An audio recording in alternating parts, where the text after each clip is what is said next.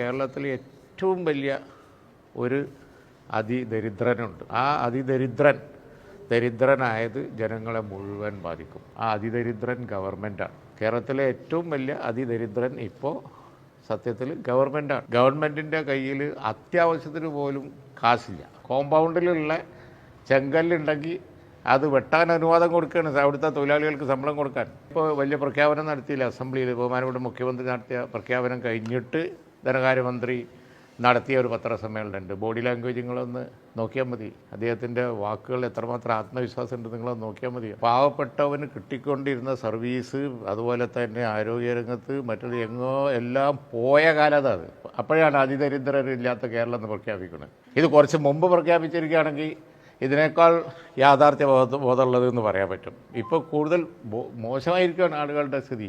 ആവശ്യമില്ലാത്ത എക്സ്പെൻഡിച്ചർ അവസാനിപ്പിക്കാൻ ഇടതുപക്ഷ ഗവൺമെൻറ്റിന് സാധിക്കുന്നില്ല. ഞങ്ങൾക്ക് ബദൽ എല്ലാ കാലത്തും ഉണ്ടായില്ലേ? ഞങ്ങൾ പൊതുമേഖല റീസ്ട്രക്ചറിങ് ഞാൻ പറഞ്ഞിട്ടില്ലേ, 90കളിൽ പറഞ്ഞിട്ടുണ്ട്. ഒരു ശക്തിയായി എതിർത്തുകൊണ്ടാണ് 90കളിൽ പൊതുമേഖല റീസ്ട്രക്ചറിങ്. ഇപ്പോൾ എത്ര കോടി പോയി. അപ്പോൾ ശമ്പളം കൊടുക്കാൻ വേണ്ടി അന്ന് റീസ്ട്രക്ചറിങ്ങിനെ എതിർത്തവർ ഇപ്പോൾ ശമ്പളം കൊടുക്കാൻ വേണ്ടി കല്ല് വെട്ടി വിൽക്കുകയാണ്. അവിടെ എത്തി. മെഷീനറിയൊക്കെ വിറ്റ് തീർന്നു കൊണ്ടുപോയി. നിങ്ങളിവിടെ അരിക്കോട്ടും അവിടെ ഒന്ന് പോയി അന്വേഷിച്ച് നോക്ക്. ഞാൻ പറയുന്നത് വസ്തുതയല്ലേ? ഒരുപാട് പണം ചോർന്നു പോകുന്ന വഴികളുണ്ട്. അതൊക്കെ UDF വരികയാണെന്നുണ്ടെങ്കിൽ ഇതിൻ്റെ ആൾട്ടർനേറ്റീവ് അതാണ്. ആനുകൂല്യങ്ങൾക്കാണ് കട്ട്, ആശുപത്രിക്കാണ് കട്ട്. പക്ഷേ ബാക്കി പൊടിപടലങ്ങൾക്കൊന്നും യാതൊരു കുറവുമില്ല. ദരിദ്രരില്ലാത്ത കേരളം എന്ന് പ്രഖ്യാപിക്കാൻ 1.5 കോടിയോ എത്രയോ ചിലവായി. അവർക്കൊരു ആറ്റിറ്റ്യൂഡ് അല്ലെങ്കിൽ തന്നെ ഉണ്ട്. പ്രത്യേകിച്ച് അവിടെയുള്ള ഉദ്യോഗസ്ഥ ലോബിക്ക് ഒരു ആറ്റിറ്റ്യൂഡുണ്ട്. ഇവിടെ നോർത്ത് ഇന്ത്യയിലും അതുപോലെ തന്നെ മറ്റു സംസ്ഥാനങ്ങളിലും കൊടുക്കുന്ന പലതും കേരളത്തിൽ കൊടുക്കേണ്ട ആവശ്യമില്ല. ഇതൊന്നും കേരളത്തിന് കൊടുക്കേണ്ട ആവശ്യമില്ല എന്ന നിലപാടുള്ളവരാണ് ഡൽഹിയിലുള്ളവർ. അതുകൊണ്ട് കേരളത്തിന് കൊടുക്കുമ്പോൾ അവർ വളരെ പിസ്കേ കൊടുക്കുകയുള്ളൂ. അതിന് കാരണം പറഞ്ഞാൽ എന്താ? അവിടെ അതിൻ്റെ ഒന്നും ആവശ്യമില്ല. ഈ ആവശ്യമില്ല എന്നപ്പോൾ നമ്മൾ തന്നെ നിയമസഭയിൽ പ്രഖ്യാപിച്ചിരിക്കുകയാണ്. ഇനി എങ്ങനെ വാങ്ങും?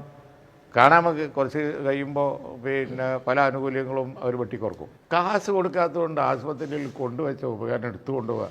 എന്നിട്ട് കേരളം പ്രഖ്യാപിക്കുകയാണ് ഞങ്ങൾ ദരിദ്രരില്ലാത്ത കേരളമാണ് നമ്പർ 1. നാക്കുപ്പയും സ്ലിപ്പും ഒക്കെ ആർക്കാ പറ്റാത്തത്? നിയമസഭയിൽ നിങ്ങൾ കേട്ടില്ലേ? ഞാനിപ്പോൾ അത് പറയണോ? എത്ര ഉന്നത സ്ഥാനത്തിരിക്കുന്നവർക്കും ചിലപ്പോൾ പറ്റും. അതുപോലെ തന്നെ സെഗ്മെൻറ്റിലൊക്കെ പിഴവുണ്ടാവാം.